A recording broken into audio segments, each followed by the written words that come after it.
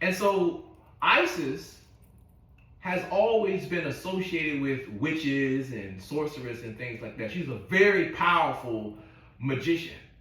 We even want to look at the concept of breaking down her aspects. For example, the cat goddess Bastet.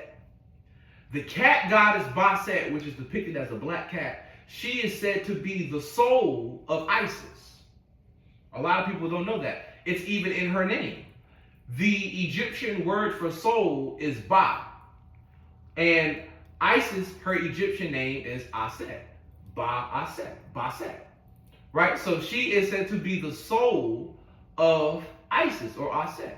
And that's very important because when you look at Bastet, not only is she a goddess of war, but she was also a goddess of mothers and divine femininity. Mm-hmm. They say, scientifically speaking, the purr of a cat, when a cat purrs, it can lower your blood pressure. Mm-hmm. It can relieve stress. And this is symbolic of the softness and the soft tone of the woman.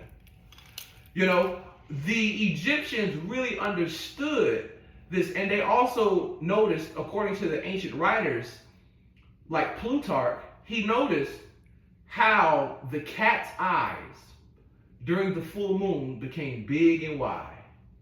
And so that's why they naturally associated Bastet with the moon.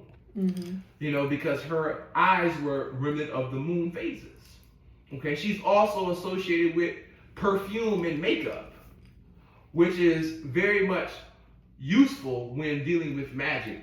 A lot of people who want to do magic or glamour, it's very important that you use aspects of nature like flowers, for example, because the natural pheromones that flowers have, they naturally attract their, they naturally attract animals to them. Right. And, the animals sniff the flower, and therefore, it gets the pollen on it, therefore goes sniff another flower, and then it leaves the pollen on that flower, and therefore the flowers are reproducing that way.